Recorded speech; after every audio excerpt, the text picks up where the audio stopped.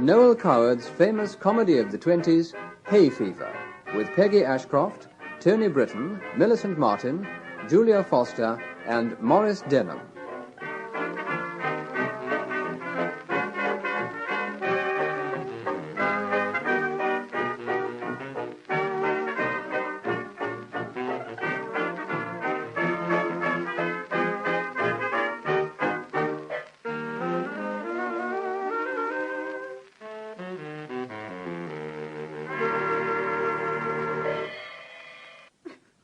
Listen to this, Simon. Love's a trollop stained with wine, clawing at the breasts of adolescence. Nuzzling, tearing, shrieking, beating. God, why were we fashioned so? The poor girl's potty. I wish she hadn't sent me the beastly book. I must say something nice about it. The binding's very dashing. She used to be such fun before she married that gloomy little man. She was always a fierce poseuse. So silly of people to try and cultivate the artistic temperament. Au fond, she's just a normal, bouncing Englishwoman. You didn't shave this morning. I know I didn't, but I'm going to in a minute, when I've finished this. I sometimes wish we were more normal and bouncing, Simon. Why? I should like to be a fresh, open-air girl with a passion for games. Thank God you're not. It would be so soothing. Not in this house. Where's Mother? In the garden, practising. Practising? She's learning the names of the flowers by heart. What's she up to? I don't know. I always distrust her when she becomes the squire's lady. So do I. She's been at it hard all day. She tapped the barometer this morning. She's probably got a plan about impressing somebody. I wonder who. Some dreary, infatuated young man will appear soon, I expect. Not today. You don't think she's asked anyone down today, do you? I don't know. Has Father noticed anything? No, he's too immersed in work. Perhaps Clara will know. Yell for her. Clara? Clara! Oh, Simon, I do hope she hasn't asked anyone down today. Why? Have you? Yes. Why on earth didn't you tell me? I didn't think you'd care one way or the other. Who is it? Richard Greatham. How exciting. I've never heard of him. I shouldn't flaunt your ignorance if I were you. Makes you look silly. Everybody's heard of Richard Greatham. How lovely for them. He's a frightfully well-known diplomatist. I met him at the Mannerings dance. He'll need all his diplomacy here. I warned him not to expect good manners, but I hope you'll be as pleasant to him as you can. I've never met any diplomatists, Sorel, but as a class I'm extremely prejudiced against them. They're so suave and polished and debonair. You could be a little more polished without losing caste. Will he have the papers with him? What papers? Oh, any papers. I wish you'd confine your biting irony to your caricatures, Simon. And I wish you'd confine your girlish infatuations to London and not force them on your defenceless family. I shall keep him out of your way as much as possible. Do, darling. Yes, what is it? Clara, has Mother asked anyone down this weekend? I don't know, dear. There isn't much food in the house, and Amy's got toothache. I've got some oil of cloves somewhere. She tried that, but it only burnt her tongue. Poor girl's been writhing about the scullery like 1 o'clock. You haven't forgotten to put those flowers in the Japanese room. The Japanese room is essentially feminine and entirely unsuited to the pet of the Foreign Office. Shut up, Simon. The room looks lovely, dear. You needn't worry. Just like your mother's dressing room on her first night. How restful.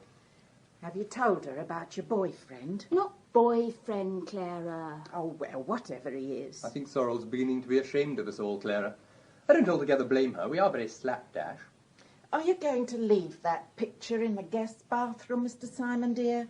I don't know if it's quite the thing. Lots of pink, naked women rolling about in a field. Nudity can be very beautiful, Clara. Oh, can it? That's being a dresser for so long has spoilt me eye for it. Clara's looking tired. We ought to have more servants and not depend so much on her. You know we can never keep them. You're right about us being slapdash, Simon. I wish we weren't. Does it matter? It must, I think, to other people. It's not our fault. It's the way we've been brought up. Well, if we're clever enough to realise that, we ought to be clever enough to change ourselves. I'm not sure that I want to.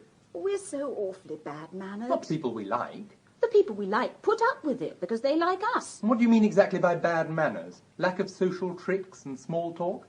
We never attempt to look after people when they come here. Why should we? It's loathsome being looked after. Yes, but people like little attentions. We've never once asked anyone if they've slept well. I consider that an impertinence, anyhow. I'm going to try and improve. You're only going on like this because you've got a mania for a diplomatist. You'll soon return to normal. Abnormal, Simon. That's what we are, abnormal. People stare in astonishment when we say what we consider perfectly normal things.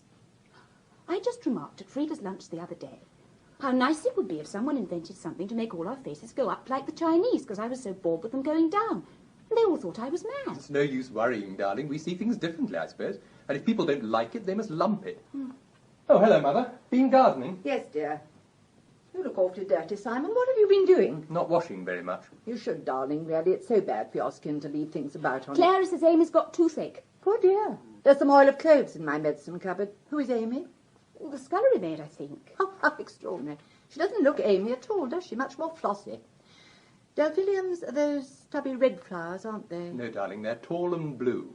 Yes, of course. The red ones are somebody's name. Asters. That's it. I knew it was something opulent. I do hope Clara has remembered about the Japanese room. Japanese room? Yes, I told her to put some flowers in it and take Simon's flannels out of the wardrobe drawer. So did I. Why? I've asked Richard Greatham down for the weekend. I didn't think you'd mind. Mind? How dared you do such a thing? He's a diplomatist. That makes it much worse. We must put him off at once. It's too late. Well, we'll tell Clara to say we've been called away. That would be extremely rude. And anyway, I want to see him. You mean to sit there in cold blood and tell me you've asked a complete stranger down for the weekend and that you want to see him? I've often done it before. I fail to see how that helps matters. Where's he going to sleep? The Japanese room. Oh, no, he isn't. Sandy Tyrell is sleeping there. There now, what did I tell you? Sandy what? Tyrell, dear. Why didn't you tell us, Mother? I did. I've talked of nothing but Sandy Tyrell for days.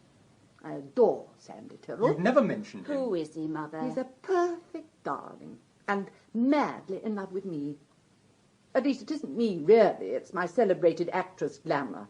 But it gives me a divinely cosy feeling. I met him at Nora Trent's. Mother, I wish you'd give up this sort of thing. What exactly do you mean by this sort of thing, You Sorel? know perfectly well what I mean. Are you attempting to criticise me? I should have thought you'd be above encouraging silly, callow young men who are infatuated by your name. That may be true, but I shall allow nobody but myself to say it. I hoped you'd grow up a good daughter to me, not a critical aunt. It's so terribly cheap. Cheap? Nonsense. How about your diplomatist? Surely that's a little different, dear. If you mean that because you happen to be a vigorous ingenue of 19, you have the complete monopoly of any amorous adventures there may be about, I feel it my firm duty to disillusion But, you. Mother... Anyone would think I was 80 the way you go on. It was a great mistake, not sending you to boarding schools and you coming back and me being your elder sister. It wouldn't have been any use, darling. Everyone knows we're your son and daughter. Only because I was stupid enough to dandle you about in front of cameras when you were little. I knew I should regret it. I don't see any point in trying to be any younger than you are. At your age, dear, it would be indecent if you did. But, Mother, darling, don't you see it's awfully undignified for you to go flaunting about with young men? I don't flaunt about. I never have. I've been morally an extremely nice woman all my life, more or less. And if dabbling gives me pleasure, I don't see why I shouldn't dabble. But it oughtn't to give you pleasure any more. You know, Sorel, you grow more damnably feminine every day. I wish I brought you up differently. I'm proud of being feminine. You're a darling. And I adore you. And you're very pretty, and I'm madly jealous of you. Are you really? How lovely. You will be nice to Sandy, won't you? Can't he sleep in little hell? My dear, he's frightfully athletic. And all those hot water pipes will sap his vitality. They'll sap Richard's vitality too. You won't notice them. He's probably used to scorching tropical embassies with punkahs waving and everything. He's sure to be deadly, anyhow. You're getting far too blasé and exclusive, Simon. Nothing of the sort, only I loathe being hearty with your men friends. You've never been even civil to any of my friends, men or women. Don't bicker. Anyhow, the Japanese room's a woman's room, and a woman ought to have it. I promised it to Sandy. He loves anything Japanese. So does Mara. Mara? Mara Arundel. I've asked her down. You what? I've asked Mara down for the weekend. She's awfully amusing. Well, all I can say is it's beastly of you. You might have warned me. What on earth will Richard say? Something exquisitely non-committal, I This is expect. too much. Do you mean to tell me, Simon? Yes, Mother, I do. I've asked Mara down, and I've a perfect right to. You've always brought us up to be free about things. Mara Arundel is training freedom to its utmost limits. Don't you like her? No, dear, I detest her. She's far too old for you. And she goes about using sex as a sort of shrimping net. Really, Mother? It's no use being cross. You know perfectly well I dislike her. And that's why you never told me she was coming until too late to stop her. It's intolerable of you. Whether she's here or not is a matter of extreme indifference to me. But I'm afraid Richard won't like her very much. You're afraid he'll like her too much? That was an offensive remark, Simon. Rather silly. Why on earth don't you fall in love with nice young girls instead of self-conscious vampires? She's not a vampire, and I never said I was in love with her. He's crazy about her. She butters him up and admires his sketches. What about you, picking up old gentlemen at dances? He's not You old. both upset me thoroughly. I wanted a nice, restful weekend, with moments of Sandy's ingenuous affection to warm the cockles of my heart when I felt in the mood. And now the house is going to be full of discord. Not enough food, everyone fighting for the bath. Perfect agony. I wish I were dead. You needn't worry about Myra and me. We shall keep out of everyone's way. I shall take Richard on the river all day tomorrow. In what? The punt. I absolutely forbid you to go near the punt. It's sure to rain anyhow. What your father will say, I tremble to think. He needs complete quiet to finish off the sinful woman. I see no reason for there to be any noise. Unless Sandy What's-his-name is given to shouting. If you're rude to Sandy, I shall be extremely angry. Oh, now Why he's you coming should here. all expect the us way to be down, anything else especially but all rude nice to boys. Sandy What when you- is going on? Why are you all making such a noise? I think I'm going mad. And why hasn't Clara brought me my tea? I don't know. Where is Clara? Oh, do stop firing questions at me, David. Why are you all so irritable? What's happened? Here's your tea. I'm sorry I'm late with it. Amy forgot to put the kettle on. She's got terrible toothache. Oh, poor girl. Give her some oil of cloves. If anyone else mentions oil of cloves, I shall do something desperate. It's wonderful stuff. Where's Zoe? She was in the garden this morning. I suppose no one thought of giving her any lunch. I put it down by the kitchen table as usual, but she never came in for it. She's probably mousing. She isn't old enough yet. She might have fallen into the river for all you care. I think it's a shame. Don't you worry, Ed. Zoe won't come to any harm. She's too wily. I do not want to be disturbed. And listen, Simon, there's a perfectly sweet flapper coming down by the 4:30. Now, will you go and meet her and be nice to her? She's an abject fool, but a useful type, and I want to study her a little in domestic surroundings. Oh, she can sleep in the Japanese room. I should like someone to play something very beautiful to me on the piano. Damn everything. Damn, damn, damn. Swearing doesn't help. It helps me a lot. What does Father mean by going on like that? In view of the imminent reception, you'd better go and shave, Simon. Oh, it's perfectly beastly. Whenever I make any sort of plan about anything, it's always done in by someone. I wish I were earning my own living somewhere. A free agent. Able to do whatever I like without being cluttered up and frustrated by the family. It grieves me to hear you say that, Sorel. Don't be infuriating, Mother. A sad change has come over my children of late. I tried to shut my eyes to it, but in vain. At my time of life, one must face the bitter facts. This is going to be the blackest Saturday till Monday we've ever spent. Sorel, you mustn't cry. Don't sympathise with me. It was only temper. Put your head on my shoulder, dear. Your head like the golden fleece. Richard will have to have little help. And that horrible flapper, the Japanese room. Over my dead body. Mother, what are we to do? We must all be very, very kind to everyone. Now then, Mother, none of that. I don't know what you mean, Simon. You are being beautiful and sad. But I am beautiful and sad. You're not particularly beautiful, darling, and you never were. Never mind, I made thousands think I was. And as for being sad... Now, Simon, I will not be dictated to like that. If I say I'm sad, I'm sad. You don't understand because you're precocious and tiresome. There comes a time in all women's lives... Oh, dear. What did you say, Sorel? I said, oh, dear. Well, please don't say it again because it annoys me. You're such a lovely hypocrite. I don't know what I've done to be cursed with such ungrateful children. It's very cruel at my time of life. There you go again. You're getting far too tall, Sorel. Sorry, Mother. I'm going to forget entirely about all these dreadful people arriving. My mind henceforward shall be a blank on the subject. That's all very fine, Mother. I made a great decision this morning. What kind of decision? It's a secret. Aren't you going to tell us? Of course. I meant it was a secret from your father. What is it? I'm going back to the stage. I knew it. I'm stagnating here.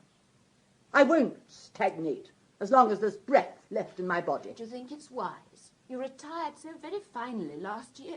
What excuse will you give for returning so soon? My public, dear. Letters from my public. Have you had any? One or two. That's what decided me, really. I ought to have had hundreds. We'll write some lovely ones and you can publish them in the papers. Of course. You will be dignified about it all, won't you, I'm darling? much more dignified on the stage than in the country. It's my milieu. I've tried terribly hard to be landed gentry, but without any real success. I long for excitement and glamour. Think of the thrill of a first night. All those ardent playgoers, willing one to succeed.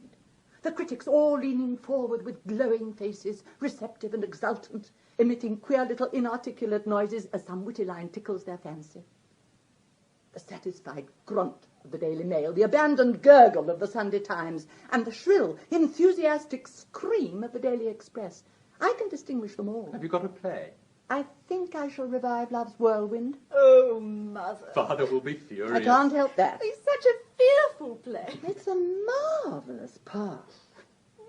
You mustn't say too much against it, Sorel. I'm willing to laugh at it a little myself, but after all, it was one of my greatest successes. Oh, it's appalling, but I love it. It makes me laugh. The public love it too, and it doesn't make them laugh.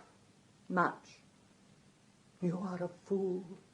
A blind, pitiable fool. You think because you have bought my body, you have bought my soul. You must say that's dramatic. I've dreamed of love like this, but I never realized. I never knew how beautiful it could be in reality. That line always brought a tear to my eye. The second act is the best, there's no doubt about that. From the moment Victor comes in, it's strong, tremendously strong. Be Victor, Sorel. Do you mean when he comes in at the end of the act? Yes, you know. Is this a game? Is this a game? Yes, and a game that must be played to the finish. Zara, what does this mean? So many illusions shattered, so many dreams trodden in the dust. And George now. I don't understand. You and Victor. My gosh. Isn't that little Pam crying? She'll cry more, poor mite, when she realises that her mother is a... Oh, damn. There's the bell. Clara! You look hideous. Yes, dear. Coming, dear. Clara, before you open the door, we shall be 8 for dinner. My God. And for breakfast, lunch, tea and dinner tomorrow.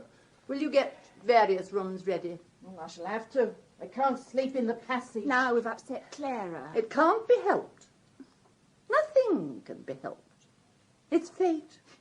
Everything that happens is fate. That's always a great comfort to me. More like arrant selfishness. You mustn't be pert, Clara. Pert I may be, but I've got some thought for others. 8 for dinner, Amy going home early. It's nothing more nor less than an imposition. Hadn't you better let them all in? Oh. Good afternoon. Is Mrs. Bliss... Oh, there you are. Nice manners, I must say. I say it's perfectly ripping of you to let me come down. Are you alone? Yes. I mean, didn't you meet anyone at the station? Oh, I motored down. My car's outside. Would you like me to meet anybody? Oh, no. I must introduce you. This is my daughter Sorel and my son Simon. How do you do? I'm extremely well, thank you, and I hope you are. So do I.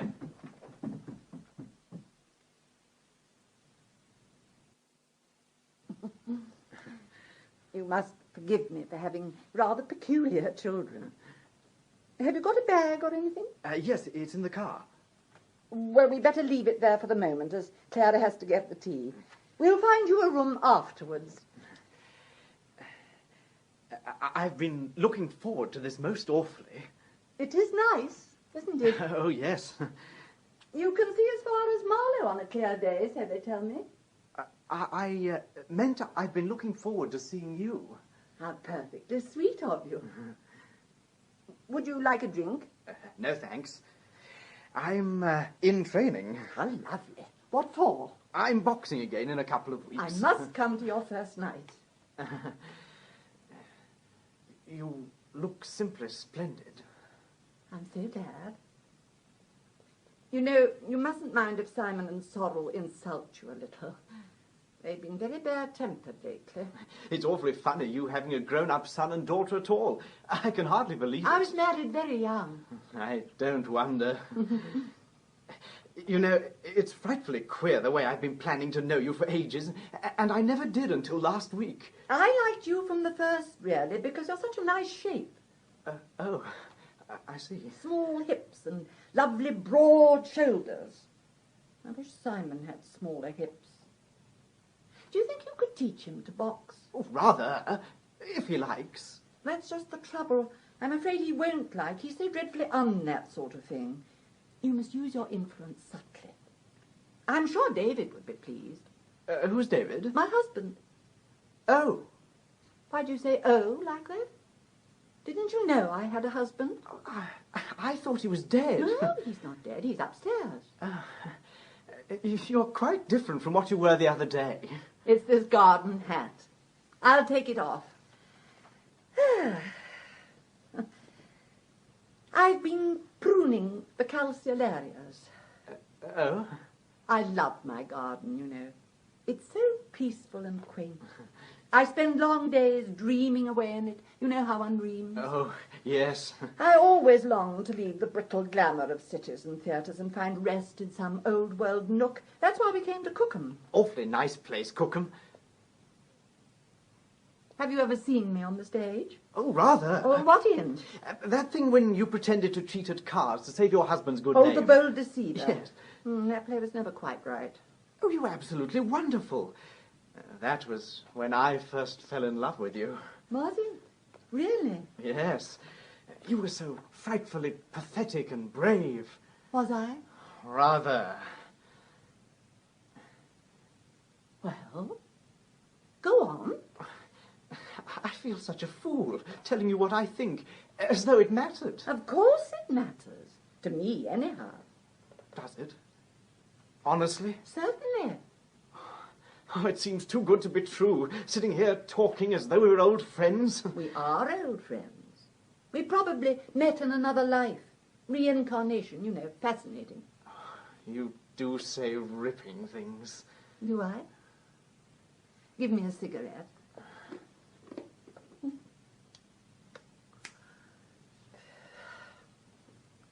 And let's put our feet up. All right. Can you punt? Yes, a bit. You must teach Simon. He always gets the poles stuck. I'd rather teach you. You're so gallant and chivalrous. Much more like an American than an Englishman. I should like to go on saying nice things to you forever. Sandy. There now. Is anyone else coming to stay? Anyone else? You don't know. You just don't know.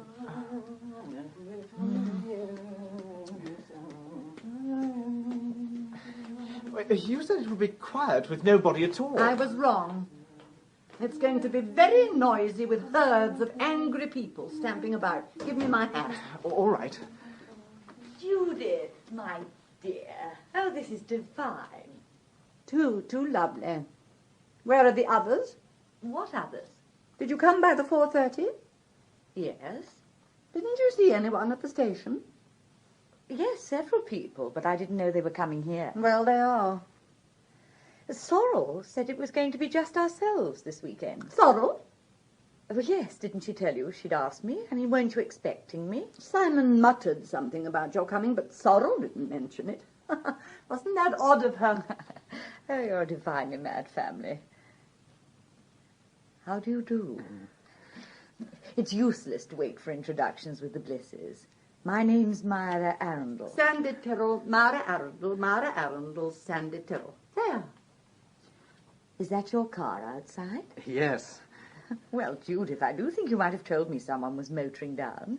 A nice car would have been so much more comfortable than that beastly train. I never knew you were coming until a little while ago. It's heavenly here after London. The heat was terrible when I left. You look awfully well, Judith. Rusticating obviously agrees with you. I'm glad you think so. Personally, I feel that a nervous breakdown is imminent. Oh, my dear, how ghastly. What's the matter? Nothing's the matter yet, Mara, but I have presentiments. Come upstairs, Sandy, and I'll show you your room. Oh, thank you. I'll send Simon down to you. He's shaving, I think, but you won't mind that, will you? Simon!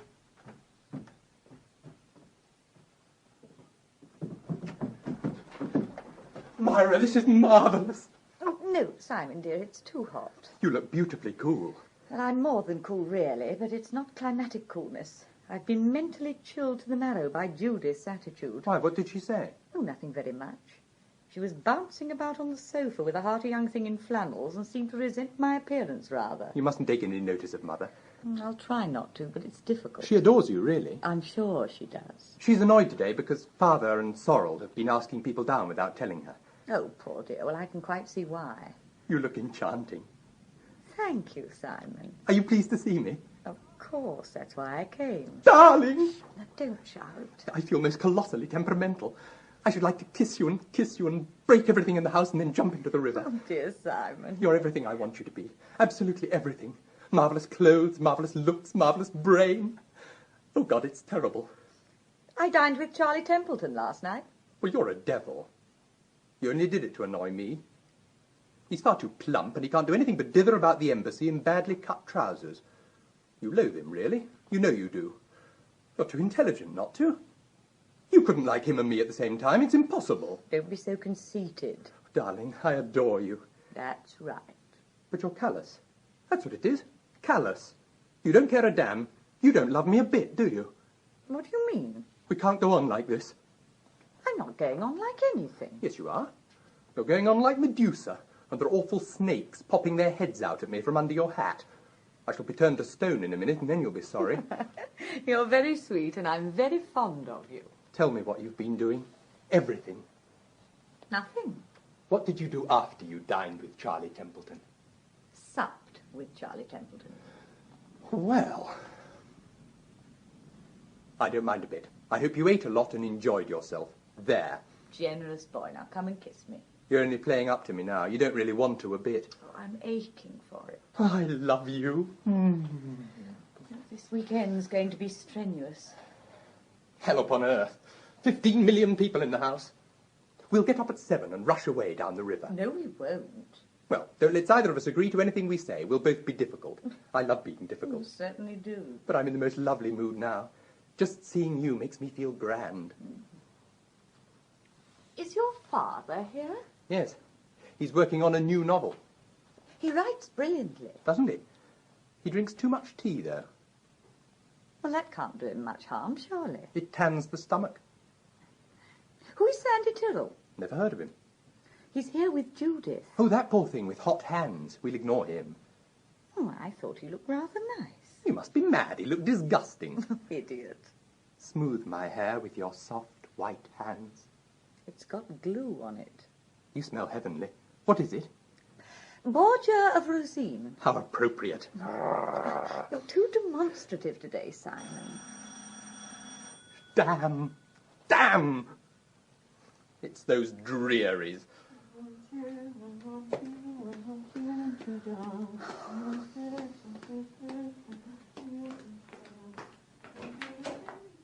Is this Mrs. Bliss's house? Oh, yes, this is it.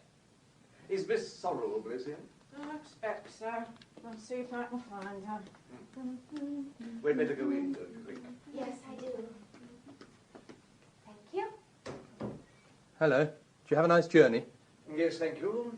Very nice. I met Miss Coryton at the station. We introduced ourselves while we were waiting for the only taxi to come back. Oh, I took the only taxi. How maddening of me. Mrs. Arundel, how do you do? I never recognized you. I did. Why, have we met anywhere? No. I mean, I recognized you as the one who took the taxi. You're Sorel's brother? Yes, she'll be down in a minute. Come out into the garden, Myra. Oh, but Simon, we can't. Yes, we can. I shall go mad if I stay in the house a moment longer. Won't you excuse us? Tea will be here soon. Well, Strange young man. very rude, I think. Have you ever met him before? No. I don't know any of them, except Mr. Bliss. He's a wonderful person. I wonder if he knows you're here. Perhaps that funny woman who opened the door will tell him. It's fortunate that we met at the station. I'm frightfully glad. I should have been terrified arriving by myself. I do hope the weather will keep good over Sunday. The country round here is delightful. Yes. Nowhere like England in the spring and summer. No, there isn't, is there? There's a sort of quality you find in no other countries. Have you travelled a lot? A good deal. How lovely. Spain is very beautiful. Yes. I always heard Spain was awfully nice. Except for the bullfights. No one who ever really loved horses could enjoy a bullfight. Nor anyone who loved bulls, either. Exactly. Italy's awfully nice, isn't it? Oh, yes, charming.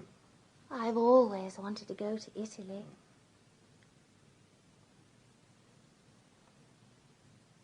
Rome is a beautiful city. Yes, I always heard Rome was lovely. And Naples and Capri. Capri's enchanting. It must be. Have you ever been abroad at all? Oh, yes. I went to Dieppe once. We had a house there for the summer. Dear little place, Dieppe. Yes, it was lovely. It's always so beautiful at this time of the year. I thought it might be rather lovely on the river before tea. Oh, yes, rather. I should love that. Well, Russia used to be a wonderful country before the war. it must have been.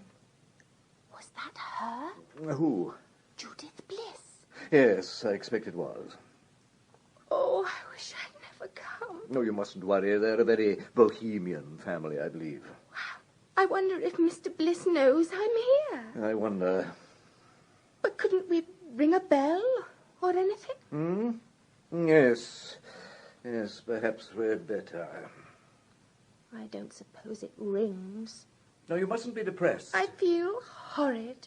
It's always a little embarrassing coming to a strange house for the first time. You're like Sorel.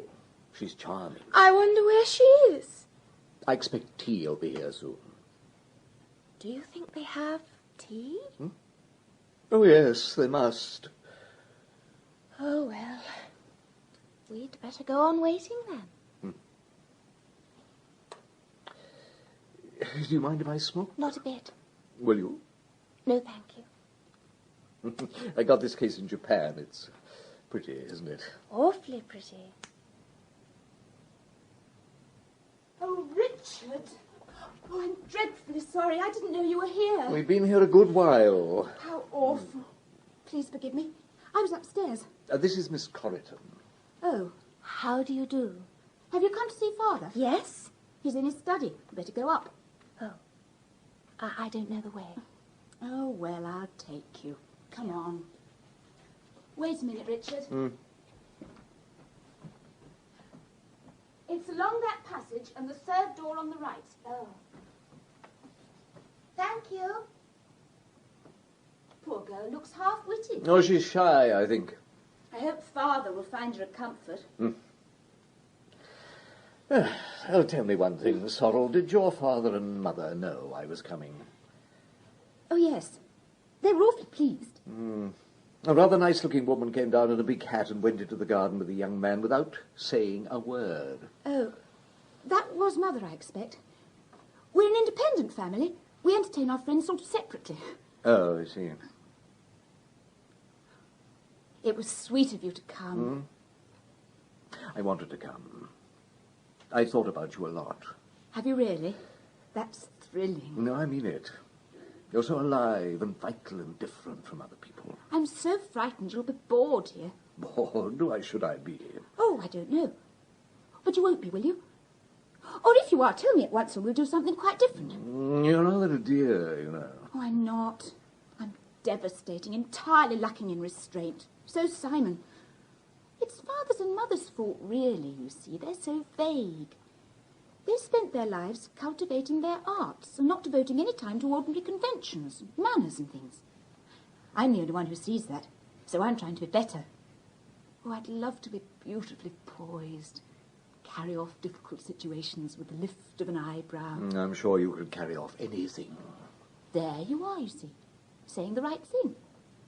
You always say the right thing, and no one knows a bit what you're really thinking. That's what I adore. I'm afraid to say anything now, in case you think I'm only being correct. But you are correct. I wish you'd teach Simon to be correct, too. It'll be uphill work, I'm afraid. Why? Don't you like him? I've only met him for a moment.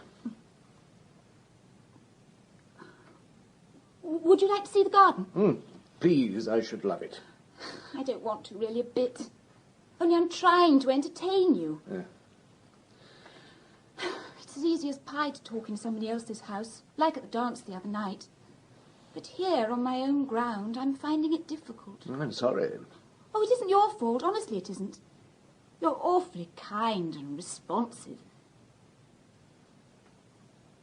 What shall we do? I'm quite happy talking to you. Can you play mahjong? No, I'm afraid I can't. I'm so glad. I do hate it so. Here's tea. Where's your mother, dear?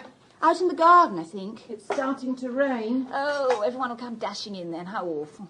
Won't the luggage get rather wet out there? What luggage? I'll bring it in when I've made the tea. No, don't trouble. I'll do it now. We ought to have got William up from the village. It's Saturday. I know it is. He's playing cricket. Do sit down and smoke. I can easily manage it. No, certainly not. How typical of Myra to have so many bags. Oh! There now. You've probably broken something. Well, it's on my bag, so it doesn't matter. This is the last one. Do you know where to wash if you want to?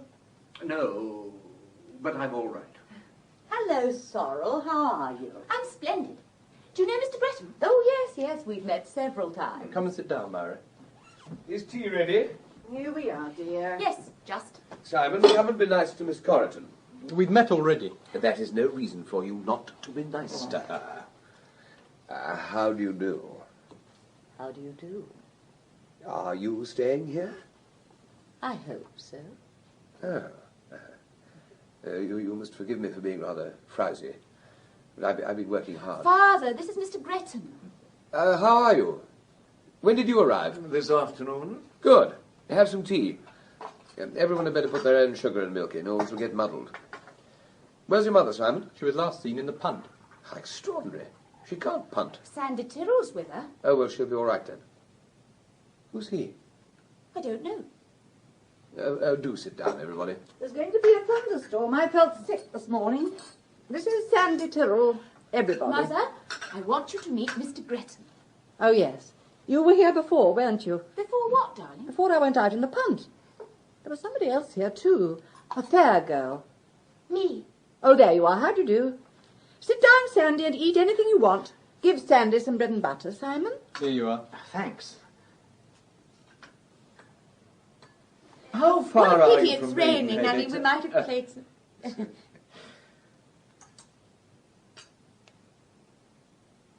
The train I was adore awfully this crowded Shakeham Hall. coming down. It's so...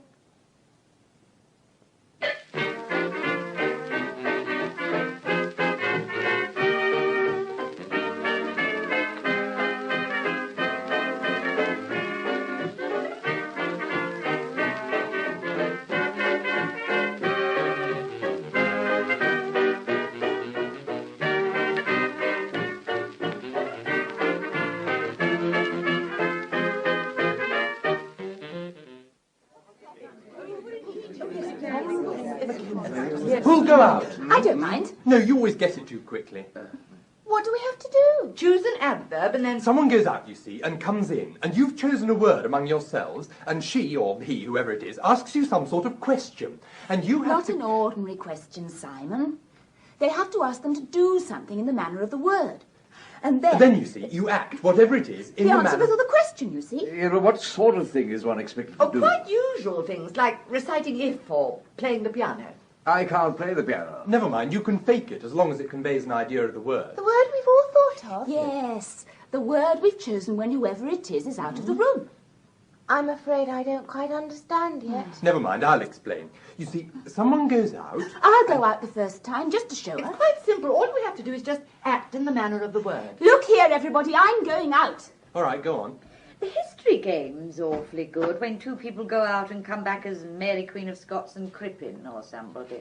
I'm no earthly good at this sort of thing. I'll show you, Sandy. You see, There's always how, when, and where. We haven't played that for ages. We will afterwards. We'll do this one first. Go on, Sorel. Don't be too long. Now then. Bitterly. No, we did that last week. She'll know. Intensely. Too difficult. Well, there was an amusing game I played once at the Harringtons' house. Everyone was blindfolded. This room's not big enough for that. What about winsomely? I wish I knew what we had to do. You'll see when we start playing. Mother's brilliant at this. Do you remember when we played it at the Mackenzies? Yes. And Blanche was so cross when I kissed Freddie's ear in the manner of the word. What was the word? I can't remember. Perhaps it's as well. What about drearily? Not definite enough. Winsomely's the best. She's sure to guess it straight off. These games are much too brainy for me. Young Norman Robertson used to be marvellous, do you remember? Yes, wonderful sense of humour. He's lost it all since his marriage. I didn't know you knew him. Well, considering he married my cousin. We don't seem to be getting on with the game. We haven't thought of a word yet. Brightly. Too obvious. Well, don't snap at me. Saucily. I've got a lovely idea for saucily. I should think rudely would be the easiest. Don't be sour, Myra. The great thing is to get an obscure word. What a pity Irene isn't here. She knows masses of obscure words. She's probably picked them up from her obscure friends. It's no use being catty about Irene. She's a perfect darling. I wasn't being catty at all. Yes, you were. Hurry up! Quickly now, we must think. Appendicitis. That's not an adverb. You're thinking of charades. Oh, charades are damn good fun. Yes, but we don't happen to be doing them at the moment. Oh, sorry. Saucily. No, winsomely's better. All right, call her in. Sorrel, come on. We're ready. Which is it, saucily or winsomely? Winsomely. Oh. Mother, go and take a flower out of that vase and give it to Richard. Very well. Which one shall it be? But of course, this one.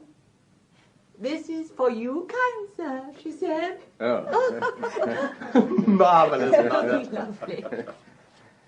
Now, Myra, get up and say goodbye to everyone in the manner of the word. Goodbye, it's really been most delightful.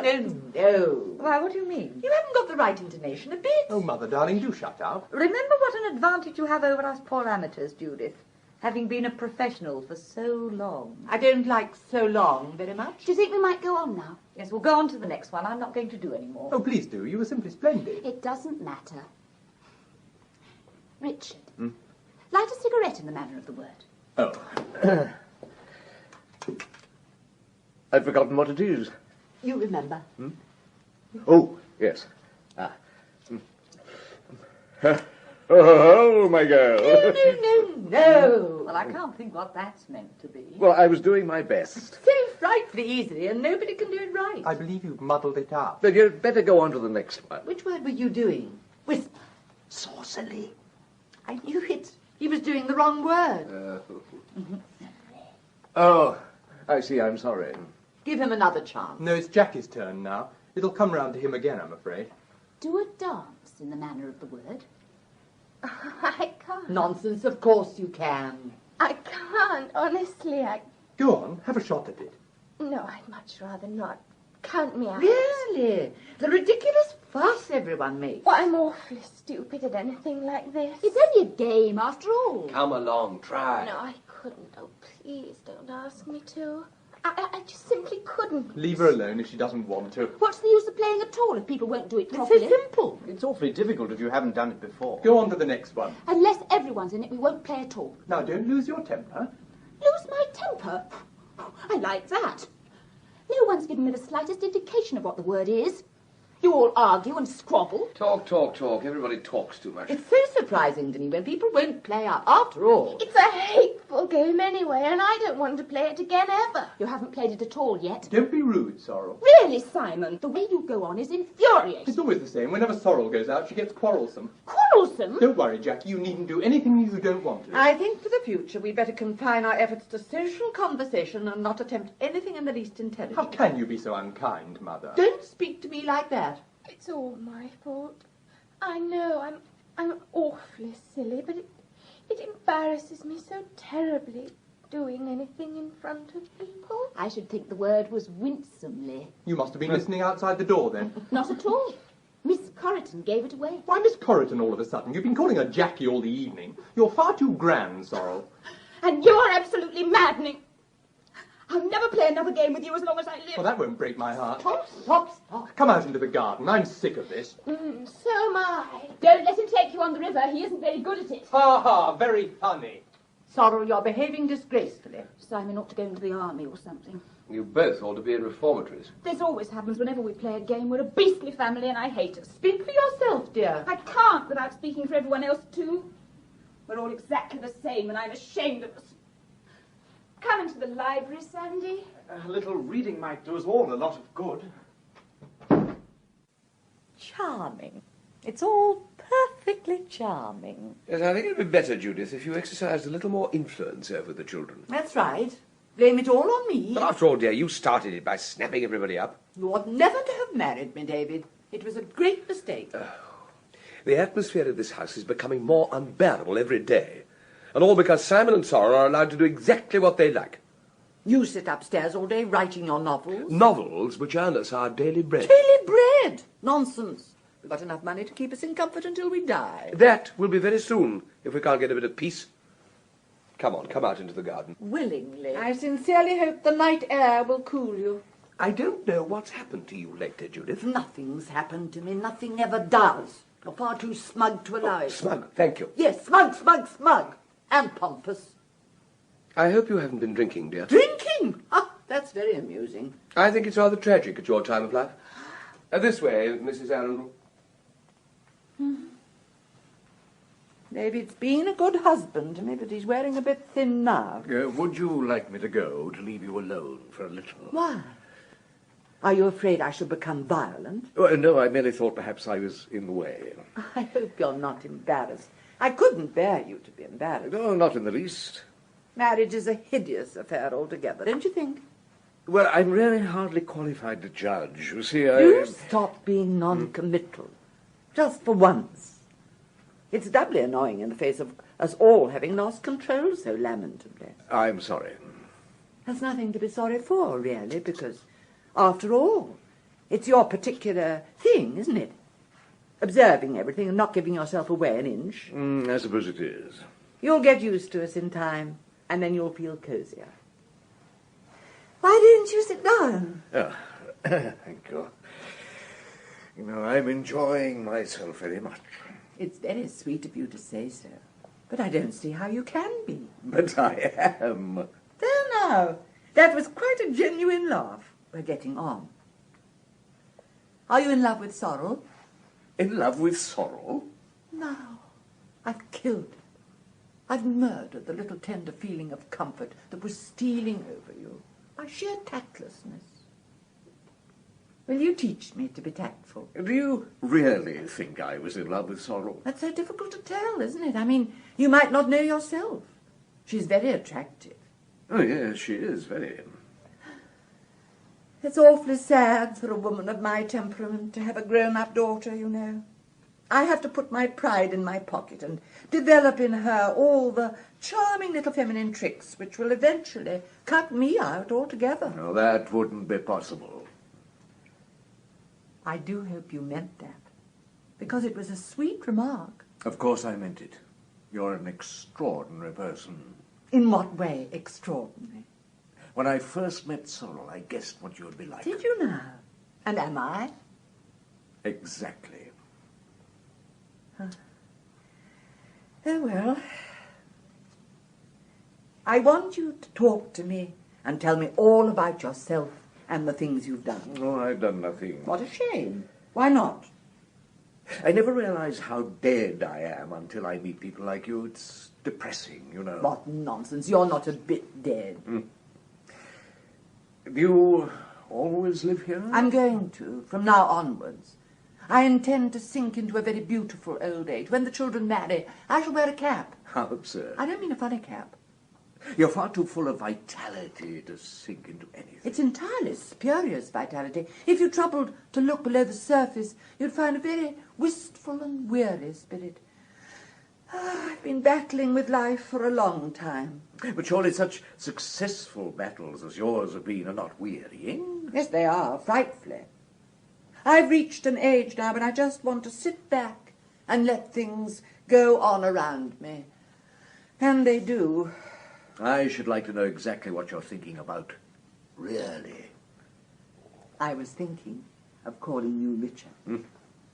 It's such a nice, uncompromising name. I should be very flattered if you would. I won't suggest you calling me Judith until you feel really comfortable about me.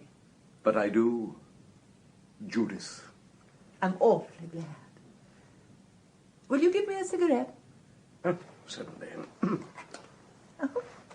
What a divine case. Yes, it was given to me in Japan 3 years ago. All those little designs mean things. What sort of things? Charms for happiness, luck, and love. Which is the charm for love? That one. Oh, what a dear. Richard! Oh, I'm afraid I couldn't help it. What are we to do? What are we to do? Well, I don't know. David must be told. Everything. Everything? Yes. Yes. There come moments in life when it is necessary to be honest, absolutely honest.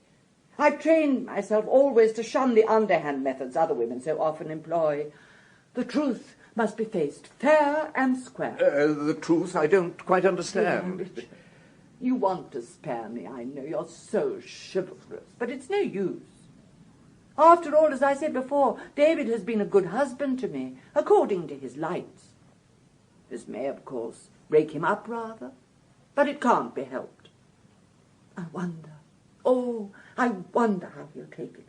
They say suffering's good for writers. It strengthens their psychology. Oh, my poor, poor David. Never mind. You'd better go out into the garden and wait. Wait? What for? For me, Richard, for me. I will come to you later. Wait in the summer house. I had begun to think that romance was dead, that I should never know it again. Before, of course, I had my work and my life in the theatre, but now, nothing. Everything is empty and hollow like a broken shell. Now, look here, Judith. I apologize for what I did just now. But now you have come and it's all changed.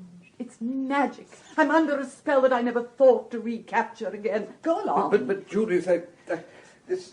Don't make it any harder for me. I am quite resolved, and it's the only possible way. But go. Oh, very well, then.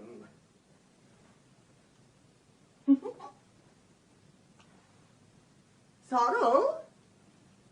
Oh!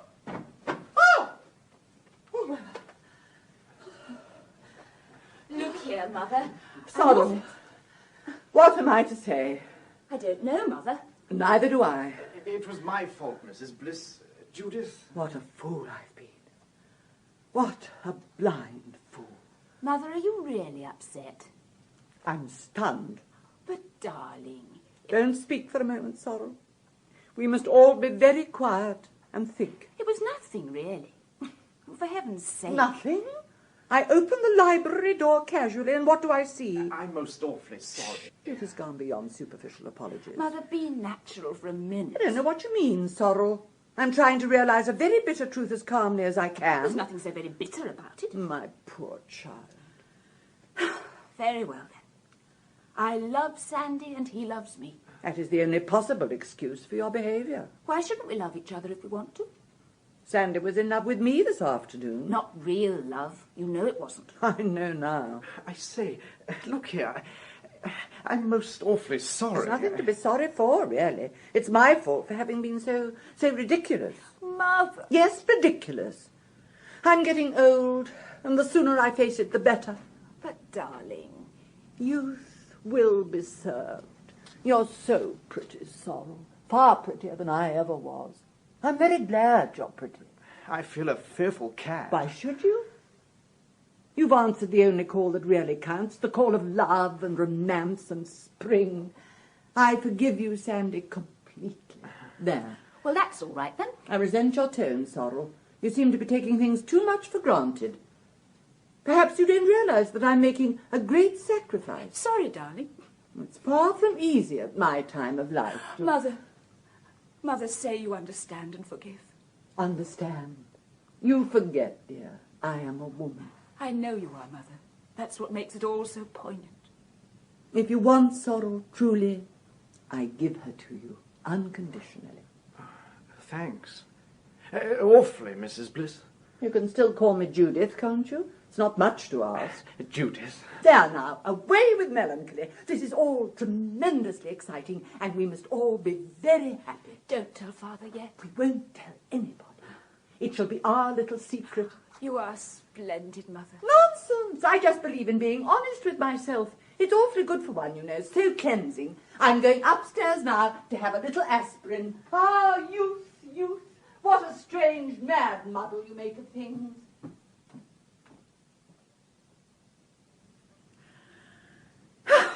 Well, that's that.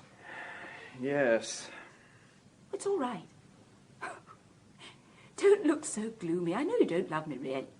I say, Sorel. Don't protest. You know you don't. Any more than I love you. But you told Judith that... I was only playing up. One always plays up to Mother in this house. Sort of unwritten law. Didn't she mean all she said? No, not really. We none of us ever mean anything. She seemed awfully upset. Well, it must have been a slight shock for her to discover us clasped tightly in each other's arms. I believe I do love you, Sorel. A month ago, I should have let you go on believing that, but now I can't. I'm bent on improving myself. I don't understand. Never mind, it doesn't matter. You just fell a victim to the atmosphere, that's all. There we were, alone in the library, with the windows wide open. Probably a nightingale somewhere about. I only heard a cuckoo. Even a cuckoo has charm in moderation. You kissed me because you were awfully nice and I was awfully nice, and we both liked kissing very much. It was inevitable. Then Mother found us and got dramatic. Her sense of the theatre is always fatal. She knows we shan't marry, the same as you and I do. You're under absolutely no obligation to me at all. I wish I understood you a bit better. Never mind about understanding me. Let's go back into the library. All right. And, you see, he comes in and finds her there waiting for him.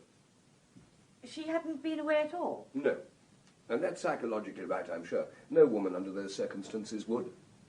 It's brilliant of you to see that. I do think the whole thing sounds most excellent.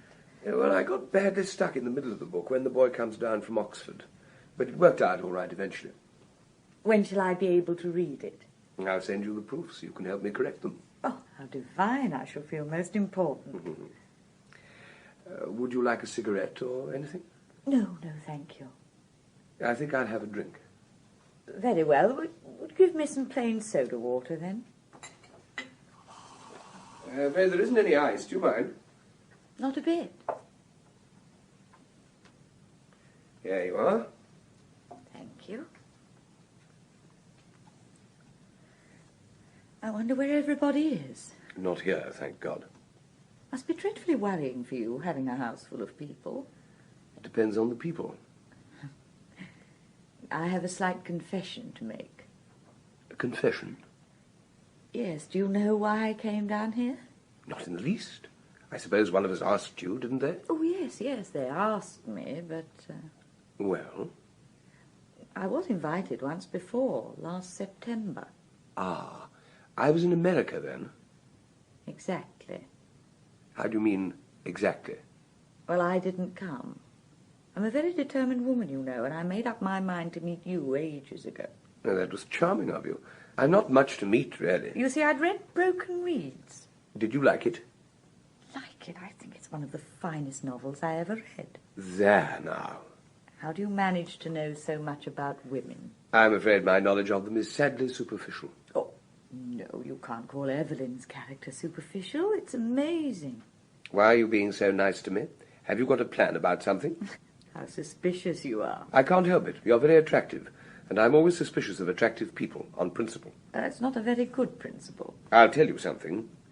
Strictly between ourselves. Do. You're wrong about me. Wrong in what way? I write very bad novels. Don't be so ridiculous. And you know I do, because you're an intelligent woman. I don't know anything of the sort. Tell me why you're being nice to me. Because I want to be. Why? You're a clever and amusing man. Splendid. And I think I've rather lost my heart to you. Shall we elope? David. There, now you've called me David. Do you mind? Not at all. I'm not sure that you're being very kind. What makes you think that? You're being rather the cynical author laughing up his sleeve at a gushing admirer. I think you're a very interesting woman, and extremely nice-looking. Do you? Yes. Would you like me to make love to you? Well, really, now, I wish you wouldn't say things like that. I've knocked you off your plate. I'll look away for a minute while you climb onto it again. Oh, now, this is wonderful. That's right. Now then. Now then, what? You're adorable. You're magnificent. You're tawny. I'm not tawny. Don't argue. Well, this is sheer affectation. Affectation's very nice. No, it isn't. It's odious. No, you mustn't get cross. I'm not in the least cross. Yes, you are. But you're very alluring. Alluring? Terribly. I can hear your brain clicking. It's very funny. That was rather rude. Well, you've been consistently rude to me for hours. Never mind. Why have you? I'm always rude to people I like. Oh, do you like me? Enormously. How sweet of you. But I don't like your methods. Methods? What methods? You're far too pleasant to occupy yourself with the commonplace. And you spoil yourself by trying to be too clever. Thank you. Anyhow, I don't know what you mean by commonplace. You mean you want me to explain? Not at all. Very well, I will. I shan't listen. Well, you'll pretend not to, but you'll hear every word, really. You're so inscrutable and quizzical. Just what a feminine psychologist should be. Yes, aren't I? You frighten me dreadfully. Darling. Now, don't call me darling. That's unreasonable. You've been trying to make me all the evening. Your conceit is outrageous. It's not conceit at all. You've been firmly buttering me up because you want a nice little intrigue. How dare you? It's true. It's true. If it weren't, you wouldn't be so angry. I think you're insufferable. Mara, dear Mara. Now, don't touch me. Let's have that nice little intrigue. The only reason that I've been so annoying is that I love to see things as they are first, and then pretend they're what they're not. Words, masses of words. They're great fun to play with. I'm glad you think so. Personally, they bore me stiff. Mara, don't be statuesque. Now, let go of my hand. You're charming. Let go of my hand. I won't. You will. You're perfectly sweet. Oh, David. You must say it's an entrancing amusement. Forgive me for interrupting. Are there any chocolates in the house? No, David. I should like a chocolate more than anything in the world at this moment. This is a very unpleasant situation, David. Horrible. We'd better talk it over. I shall do nothing of the sort. Please? Please don't be difficult. I apologize, Judith. Don't apologize. I quite understand. Please let go of my hand, David. I should like to go to bed. I should stay if I were you. It would be more dignified. There isn't any real necessity for a scene. I don't want a scene. I just want to straighten things out. Very well, go ahead. June has always been an unlucky month for me. Now, look here, Judith. I'd like to explain one thing. I don't wish to hear any explanations or excuses. They're so cheapening. This was bound to happen sooner or later. It always does to everybody. The only thing is to keep calm. I am, perfectly. There is such a thing as being too calm. Sorry, dear. Life has dealt me another blow, but I don't mind. And what did you say? I said life had dealt me another blow, but I didn't mind. Rubbish. You're probably irritable, dear, because you're in the wrong. It's quite usual. Now, Judith. Let me speak. It's my right. I don't see why. I am the injured party, am I not? Injured? Yes, extremely injured. Injured. Your attitude, David, is nothing short of deplorable. It's all nonsense. Sheer, unbridled No, nonsense. David, you can't evade the real issues as calmly as that. I've known for a long time. I've realized subconsciously for years that you've stopped caring for me in that way. What do you mean, that way? Just that way. It's rather tragic, but quite inevitable. I'm growing old now. Men don't grow old like women, as you'll find to your cost, Mara, in a year or two. David has retained his youth astonishingly, perhaps because he's had fewer responsibilities and cares than I. This is all ridiculous hysteria. No, Mara. Judith is right. What are we to do? Do nothing. Do you love her, truly, David? Madly. David! You thought just now that I was joking. Couldn't you see that all my flippancy was only a mask? hiding my real emotions, crushing them down desperately. But, David, I knew it. The time has come for the dividing of the ways. What on earth do you mean? I mean that I am not the sort of woman to hold a man against his will. Now, you're both making a mountain out of a molehill. David doesn't really love me madly, and I don't love him. You do love him. I can see it in your eyes, in your every gesture. David, I give you to her, freely and without rancour. We must all be good friends, Judith. always. Judith, do you mean this? You know I do. How can we ever repay you? Just by being happy. I may leave this house later on. I have a feeling that its associations may become painful, especially in the autumn. Now, look here, Judith. October is such a mournful month in England. I think I should probably go abroad. Perhaps a pension somewhere in Italy with cypresses in the garden. I've always loved cypresses. They're such sad, weary trees. What about the children? We must share them, dear. I'll pay you exactly half the royalties I receive from everything, Judith. That's very generous of You you. have behaved magnificently. This is a crisis in our lives, and thanks to you... Judith, now I will speak. Myra, darling, we owe it to Judith to keep control of our emotions. The scene would be agonizing for her now. She has been brave and absolutely splendid throughout. Let's not make things harder for her than we can help. Come, we'll go out into the garden. I will not go out into the garden. Please do. I don't think I can bear any more just now. So, this is the end, Judith. Yes, my dear. The end. Mother, I've got something important to tell you. Very well, dear. Where's Sorel? In the library, I'm afraid. Sorel, come out. I've got something vital to tell you. You seem excited, my boy. What has happened? Come on, Sandy, perhaps there's a fire. What's the matter? I wish you wouldn't all look so depressed. It's good news. Good news? I thought perhaps Jackie had been drowned. No, Jackie hasn't been drowned. She's been something else. Simon, what do you mean? Jackie? Yes? She has become engaged to me. Haven't you, Jackie? Yes? Simon. Good heavens. Simon, my dear. Oh, this is too much. What on earth are you crying about, Mother? All my chicks leaving the nest. Now I shall only have my memories left. Jackie, come and kiss me. Congratulations, son. You must promise to make my son happy. But Mrs. Bliss... I understand. I've not been a mother for nothing. But it's not true. We didn't. You're trying to spare my feelings, I know. Well, I'm not going to spare your feelings or anyone else's. You're the most infuriating set of hypocrites I've ever seen. This house is a complete featherbed of false emotions. You're posing, self-centred egotists, and I'm sick to death of you. Myra! Don't speak to me. I've been working up for this. Only every time I open my mouth, I've been mowed down by theatrical effects.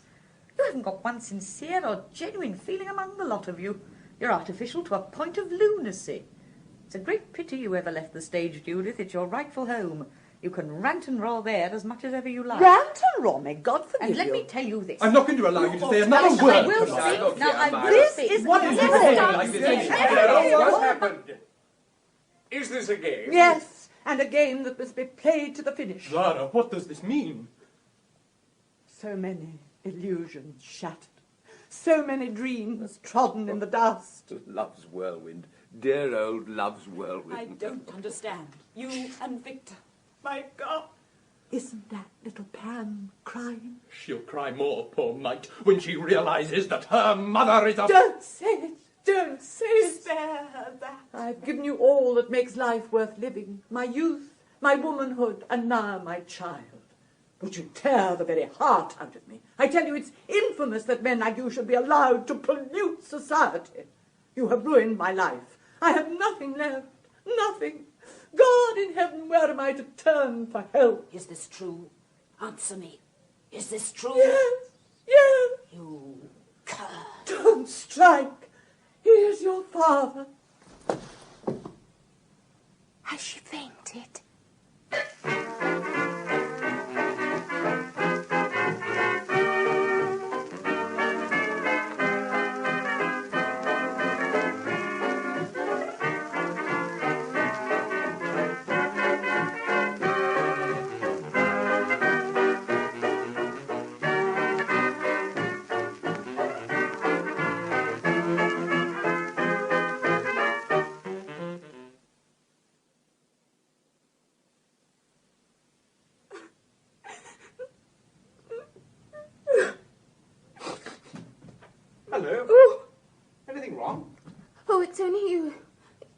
frightened me. What's the matter? Nothing. I say, don't cry. I'm not crying. You were. I heard you. It's this house. It gets on my nerves. Oh, I don't wonder, after last night. Have you had breakfast? Yes, thank you.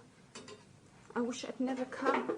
I had horrible nightmares with all those fearful dragons crawling across the walls. Dragons? Yes, I'm in a Japanese room. Everything in it's Japanese. Even the bed. How awful. I believe they're all mad, you know. The British?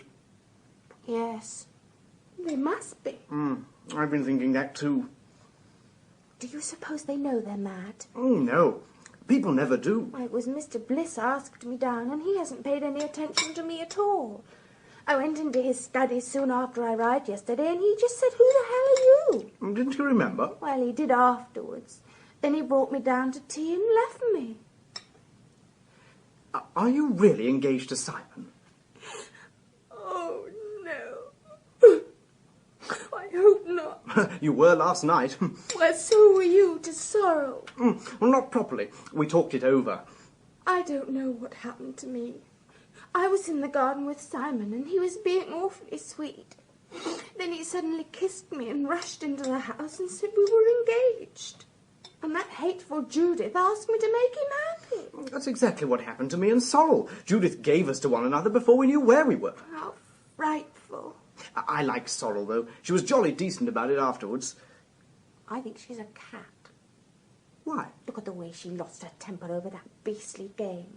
All the same, she's better than the others. Well, that wouldn't be difficult.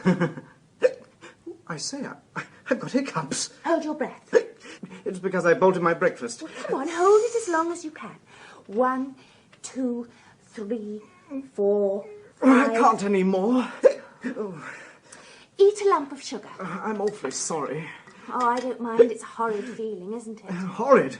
People have died from hiccups, you know. Oh, have they? Yes, an aunt of mine once had them for 3 days without stopping. How beastly. She had to have the doctor and everything. I expect mine will stop soon. I hope they will. Oh, damn. Drink some water the wrong way round. How do you mean, the wrong way round? The wrong side of the glass. I'll show you.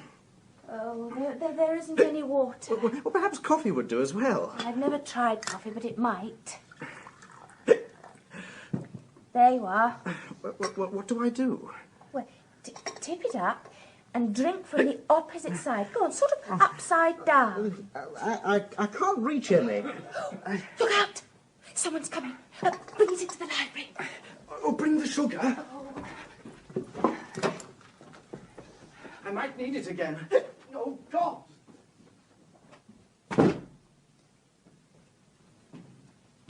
Anyone around? Filthy sort of day. Oh, good God.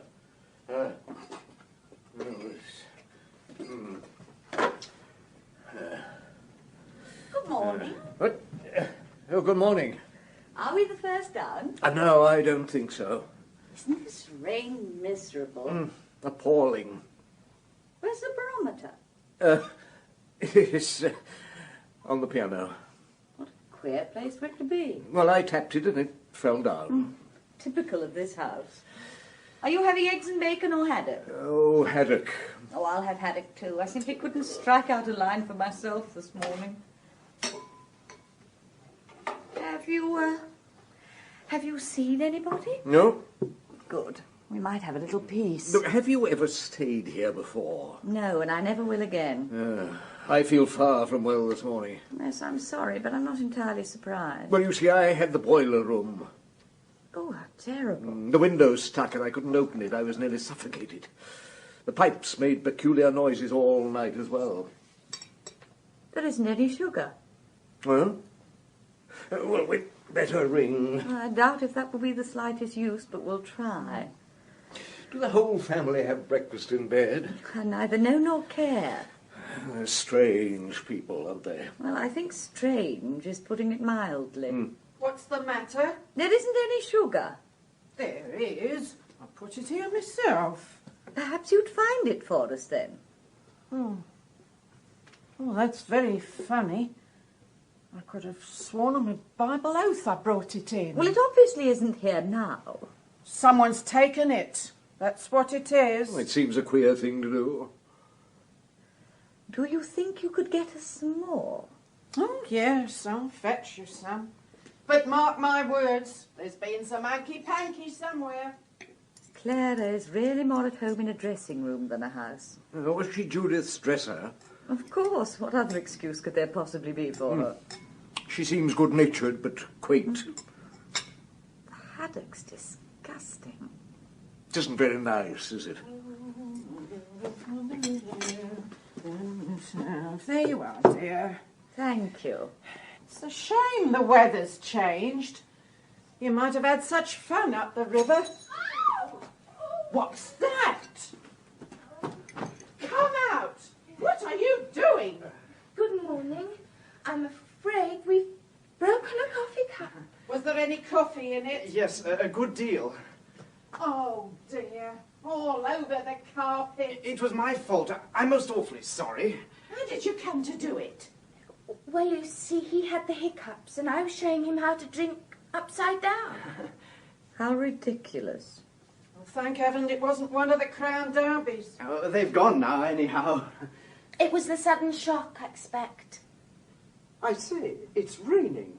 It's been raining for hours. Mrs. Arundel, Yes.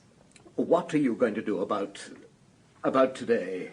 Nothing, except go up to London by the first train possible. Do you mind if I come too? I don't think I could face another day like yesterday. Neither could I. Let's all go away, quietly. Oh, won't it seem a little rude if we all go? Yes, it will. You and Miss Coryton must stay. I don't see why. I don't think they'd mind very much. Oh, yes, they would. You must let Mr. Greatham and me get away first anyhow. Would you ring for Clara? I want to find out about trains. I hope they won't all come down now. You needn't worry about that. They're sure to roll about in bed for hours. They're such a slovenly family. Have you got much packing to do? No, I did most of it before I came down. What is it now? Can you tell me what trains there are up to London? When? This morning. Why? You're not leaving, are you? Yes. Mr. Greatham and I have to be up by lunchtime. Well, you've missed the 10:15. Obviously. There isn't another till 12:30. Good heavens. And that's a slow one. Look here, I'll take you up in my car as soon as you like. All right. Lovely. Oh, you have got a car, haven't you? Yes. Will it hold all of us? You said it would be rude for us all to go. Hadn't you and Mr. Greatham better wait for the train? Certainly not. Look, if there is room, we should be very, very grateful. I think I can squeeze you in. Then that's settled. When shall we start? As soon as you're ready. Mrs. Arundel, what are you going to do about tipping Clara? I don't know. What do you think? But I've hardly seen her since I've been here. Isn't there a housemaid or anything? I don't think so. Is 10 bob enough? Each? Oh, too much. We'd better give her £1.10 between us. Very well, then. Will you do it and we'll settle up in the car? Oh, must I? Yes. Ring for Well, her. no, you'll do it much better. Oh, no, I shouldn't. Come on, we'll finish our packing. All right. Don't leave me. I'll just go and look at the car. No, will you all be ready in 10 minutes? Yes, 10 minutes. Oh, yes. 10 minutes. Righto. Hello? Where's everybody gone? Well, they've gone to get ready. We're leaving in Mr. Tyrrell's car. Oh, bit sudden, isn't it? This is from all of us, Clara. Thank you very much for all your trouble. Oh, I'm sure, dear, now. Oh, there wasn't any trouble. There must have been a lot of extra work. One gets used to that here. Good morning, Clara. Good morning. Hope you've been comfortable. Oh, yes.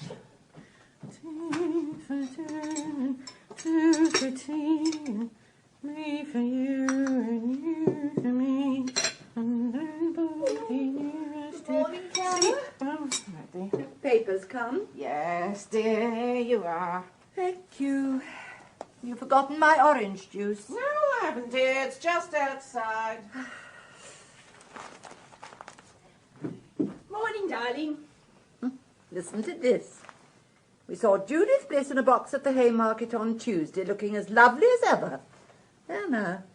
I thought I looked hideous on Tuesday. You looked sweet. There you are, dear.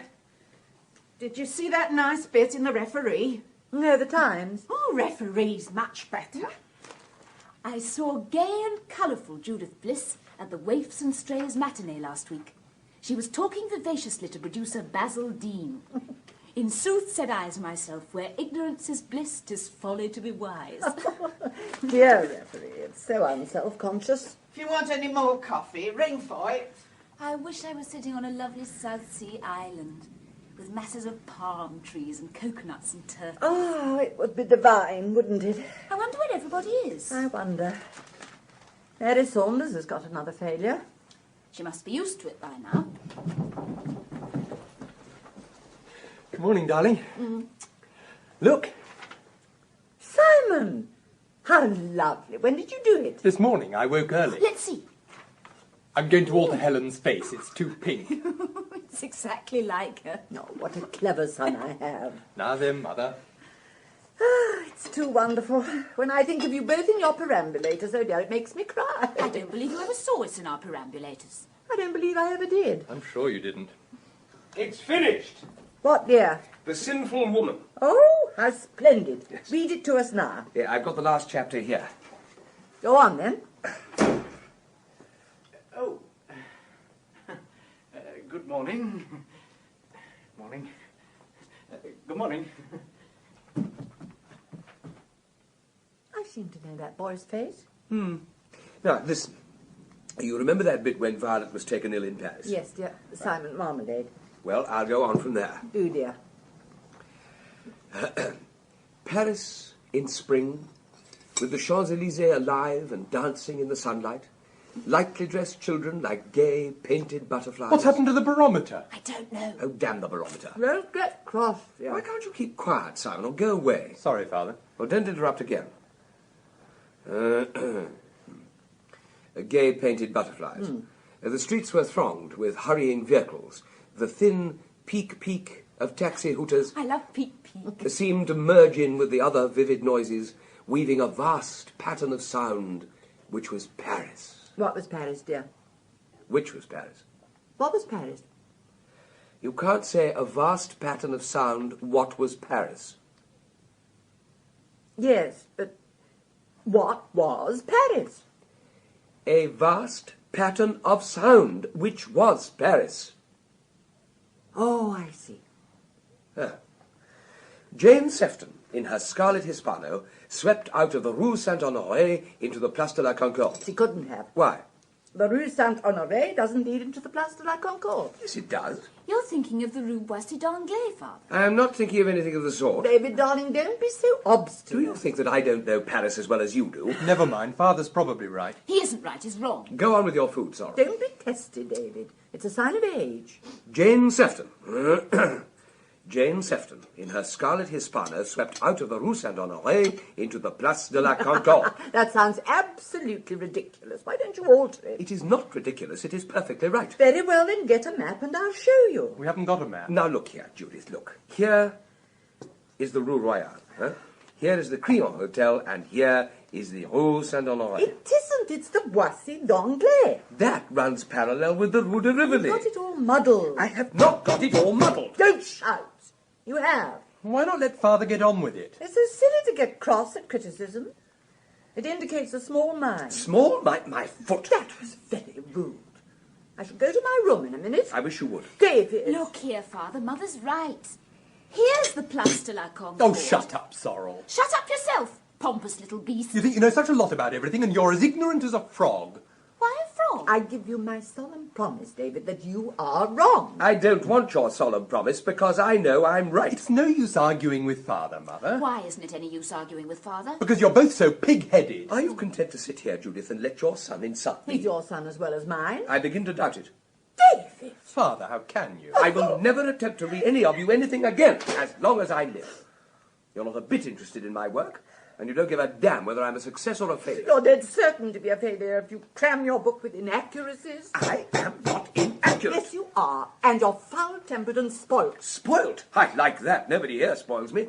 You are the most insufferable family to live with. Well, why in heaven's name don't you go and live somewhere else? Oh, that's gratitude. Gratitude for what, I'd like to know? Mother, keep calm. What have you got to be furious about? Everyone rushing round, adoring you and saying how wonderful you are. I am wonderful. Heaven knows to have stood you for all these Mother, years. do sit down and be quiet. How dare you speak to Mother like that?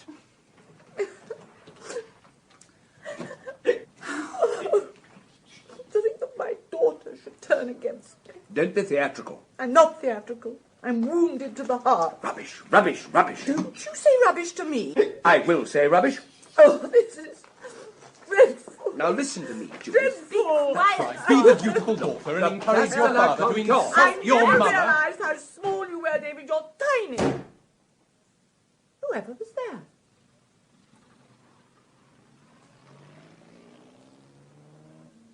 They've all gone. Anna, How very rude. people really do behave in the most extraordinary way these days. Come back and finish your breakfast, Sorel. All right. Go on, David, darling. I'm dying to hear the end. Yes. Jane Sefton, in her scarlet Hispano, swept out of the Rue Saint-Honoré into the Place de la Concorde.